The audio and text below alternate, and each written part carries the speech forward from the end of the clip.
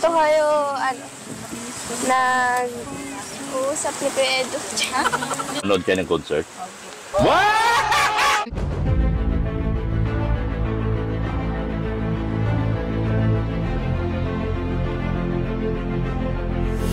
Ayun, shoutout guys. Muli, welcome to my YouTube channel.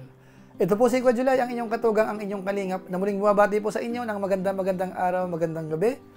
Sang sulok man po tayo ng mundo naroon. At sa araw na ito, meron po tayong panibagong vlog. Pag-usapan po natin yung premiere po ni Kuya Bal Santos Matubang kagabi. Ito po ay patungkol kay Beyonce.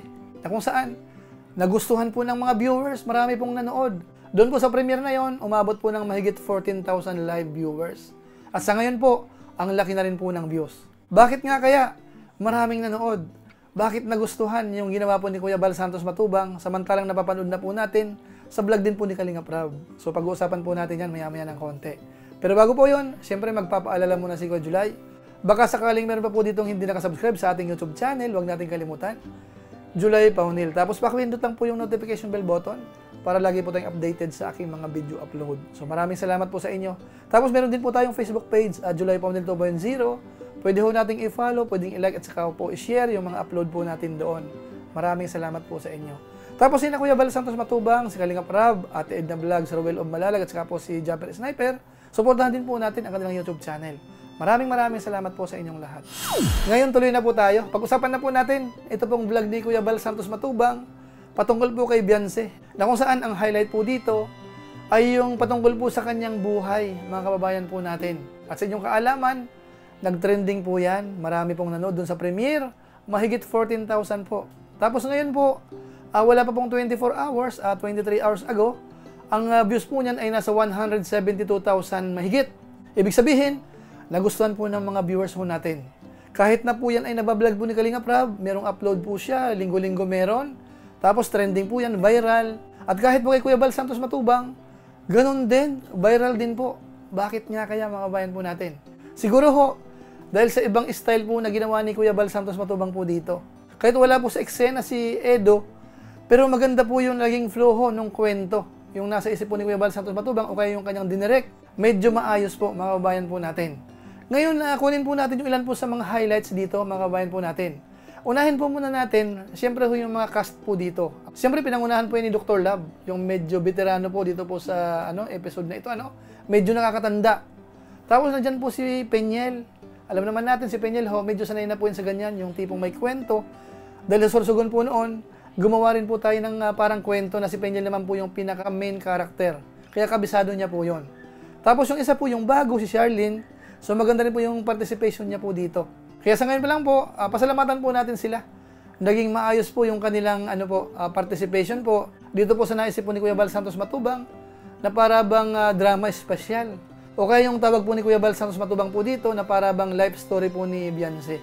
Naging matagumpay po mga kabayan po natin. So ngayon po, ilan po sa gusto ko pong i-highlight dito mga kabayan natin ay yung ilan sa mga tanong po ni Dr. Love na kung saan ay mukhang nahuli po natin si Beyonce mga kabayan natin. Lumalabas po pala sila ni Edo at nanood po ng concert. Ito po, panoorin po natin. Kumusta naman? Ano naman usually ginagawa niya rito?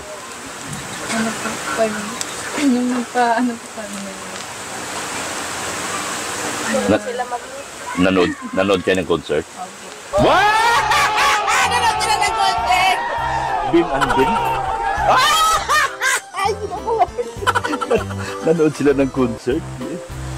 Kasama ka noon? Anong oras kayo umuwi noon? Po, doon na po kami natulog. Ay, doon na kayo nakatulog doon sa Kalingap Indians na Kay Ate Joy po. Kay Ate Joy. So masaya naman. First time mo sa ganon? First time. Tapos kasama mo pa si Edo, no? Wow. Ano sa pakiramdam pag kasama mo si Edo? Masaya po.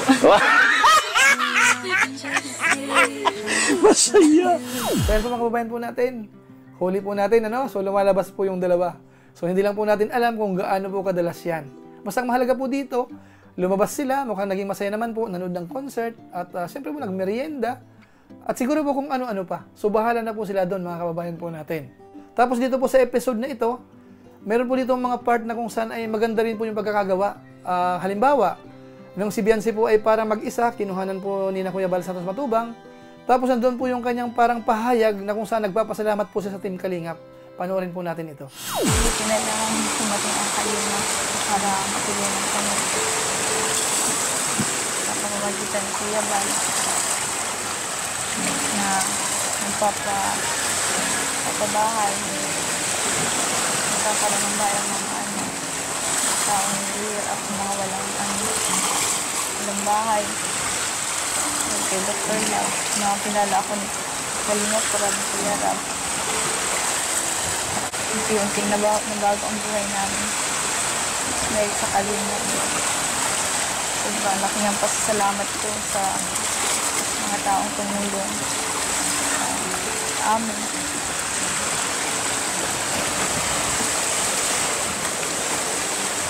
Kung noon nangungutang ako pero ngayon hindi ko na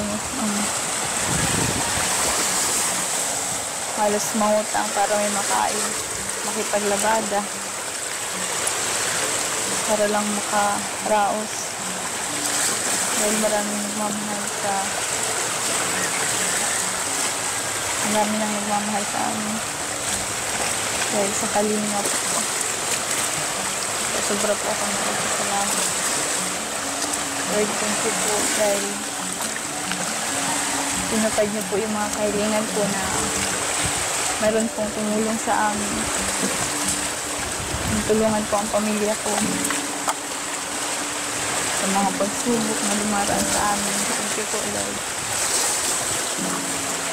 Kayo po ang hindi isang tagapagligtas sa amin.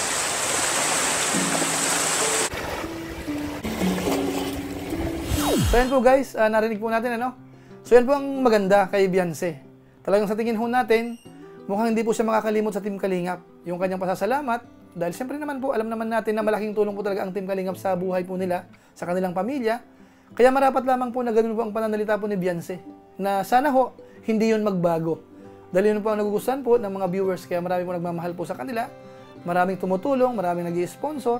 Dahil nagustuhan na rin po yung kanyang ugali. At siyempre po yung love team po nila ni Kalingap Edo, mga kabayan po natin. Ngayon, isa pa sa gusto ko pong i-highlight po dito, si Beyonce ho ay merong pangarap. Gusto niya po palang maging flight attendant, mga kabayan natin. Ito po, panoorin po natin. Pag nakapagtapos ka, anong gusto mo? Flight attendant. Ay, pareho kayo. Flight attendant gusto ko. Permission po po rin po.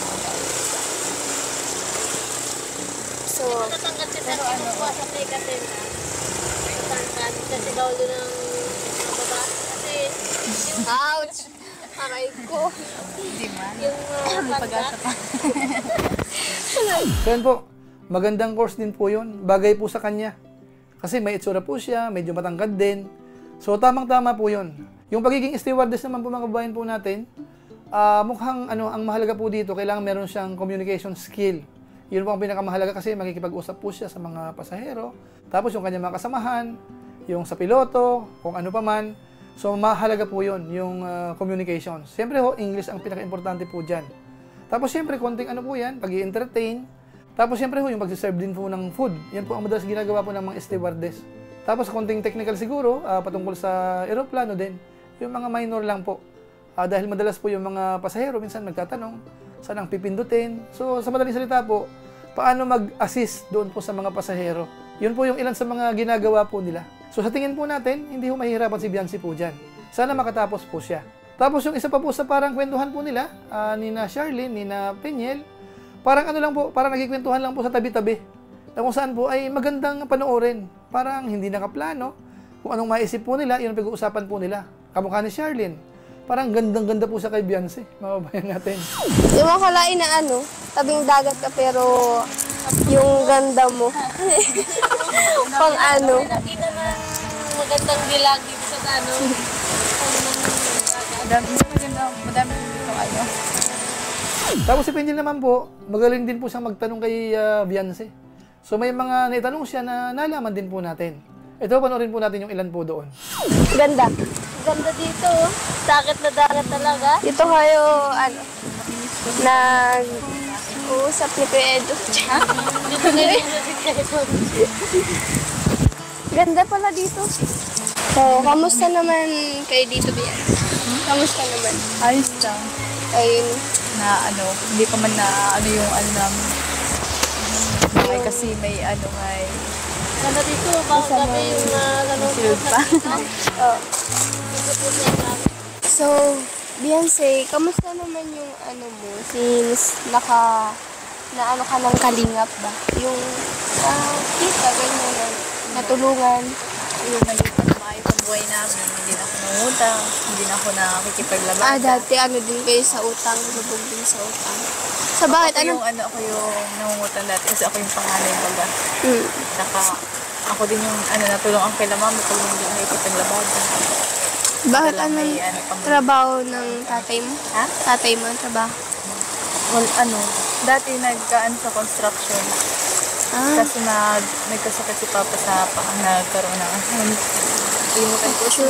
Nagka-sakit siya sa Rayom. Ay, hindi naman rayom. Para Kasi mama mo, anong trabaho? si Mama wala. Diyan na sa bahay. So, syempre, bilang panganay, ikaw Pag may yung... pag may nakikipaglaban, pag may magpapalabalan sa amin, tumutulong ka sa pag... Yun po yung parang naging flow po nung naisip po ni Kuya Bal Santos Matubang na kung saan ay trending po. So pinag-isipan din po so maganda po yung kinalabasan at nagustuhan po natin. Actually meron pa po dun sa last part po niyan nung tipong dumating yung tatay ni Kalingap Edo. Kaso nga lang po hindi pa naituloy. So abangan po natin sa mga susunod na episode kung yun po ay dudugtong po. So masabi po natin sa kabuuan maganda yung maganda yung ginawa po ni Kuya Bal Santos Matubang. Kahit po napapanood na po natin sila kay Kalingap Rab, doon sa mga vlog po nila, yung kanilang pakilig. So dito po sa naisip ni Kuya Bal Santos Matubang, mukhang okay rin po. Dagdag kaalaman, kasi siyempre po si Beyonce ay trending. So yung personal na buhay niya po, interesado na po yung mga manonood. Kaya okay lang po yan. So abang-abang na lang po tayo sa mga sunod pa pong episode. Basta sa ngayon po, masasabi natin, ayos po yan. Nag-trending, 14,000 live viewers. Tapos yung views ngayon, malapit na pong mag 200,000 after 24 hours. Kaya masasabi natin, congratulations po kay Kuya Bal Santos Matubang. At siyempre po, salamat po kay Beyonce. Dahil kitang-kita po natin, nakisama po siya kay Kuya Bal Santos Matubang. So maraming salamat po. Siguro po pansamantala, yun lang po muna ang ating maiksing reaction video. Na kung saan, hinighlight po natin yung parang drama special po ni Kuya Bal Santos Matubang. O kaya yung patungkol po sa buhay ni Beyonce. So maraming salamat po sa inyo. Pero siyempre po, gaya ng dati, bago tayo tuloy magtapos, meron po muna tayong isa shoutout.